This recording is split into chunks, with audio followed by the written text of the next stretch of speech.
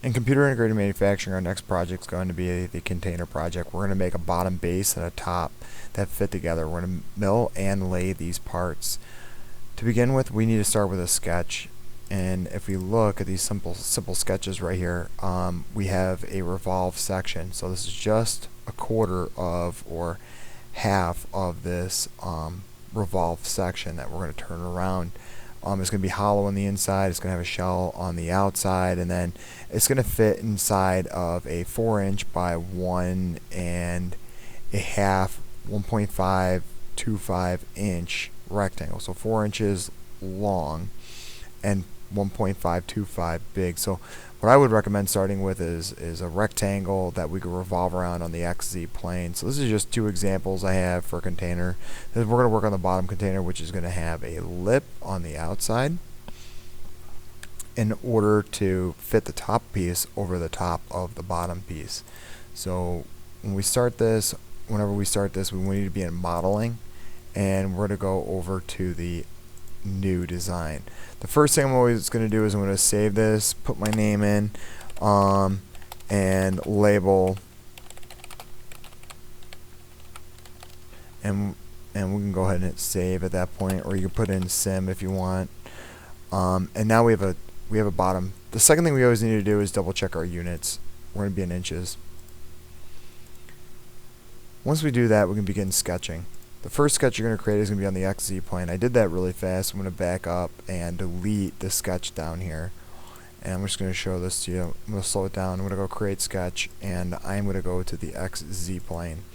I'm always going to go on the negative side of XZ whenever I'm sketching. I'm going to go to the 2-point rectangle. If you don't have it up there on your quick keys, you can go over to rectangle, 2-point, select that, and click here, and drag out. And again, earlier I said 1.525.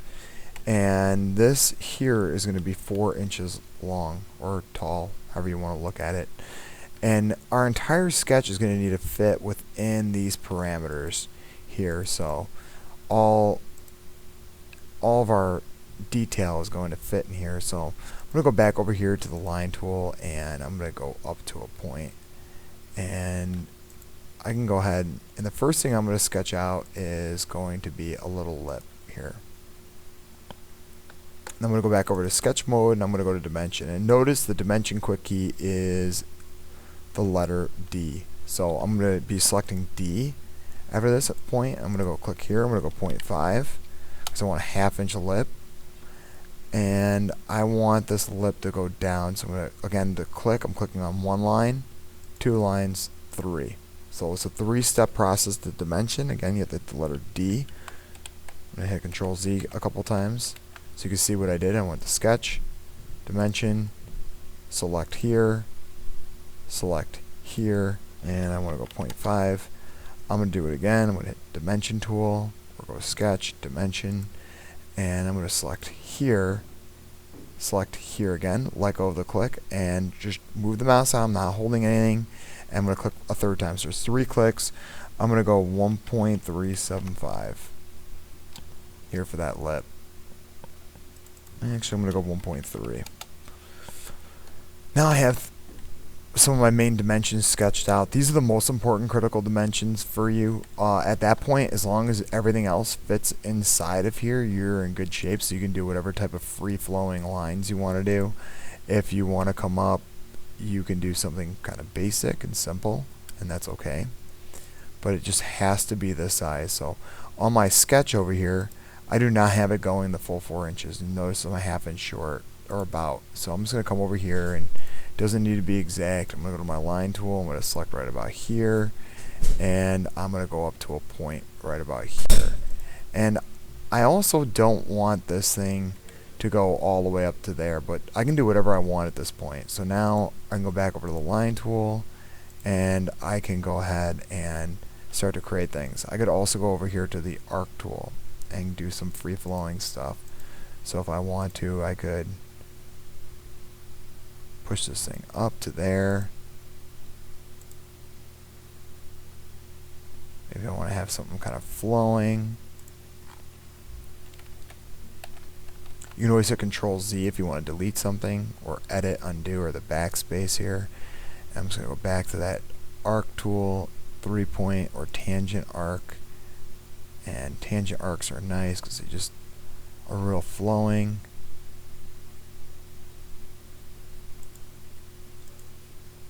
Go to the line tool, so I have a flat spot. I like flat spots because it allows me to do really cool laser engraving later on. And then I might come back over here to this arc tool.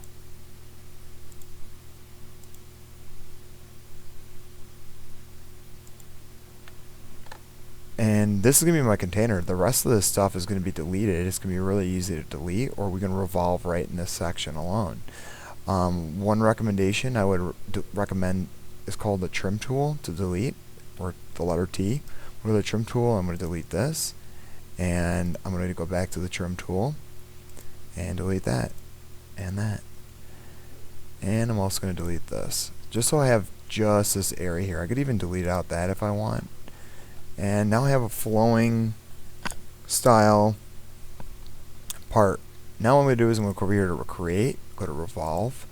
Revolving is asking for two things, a profile and an axis. Well, this area here is a profile, so I'm going to select that first. And now I have to now I have to select the axis. I'm going to select it right here on this plane, or on this line that's on the bottom, or you can even select this red line. If you don't have a bottom base here, not a big deal. You can select right here. So select that axis. Now you have a flowing base piece, a bottom to your container that looks pretty great, looks pretty awesome. I'm happy with it. I don't like this lip, which I could go back in and edit by right-clicking and editing sketch, and I can come back in here and do all sorts of stuff if I like. Control Z. I can always make this here a little bit bigger and push this section down.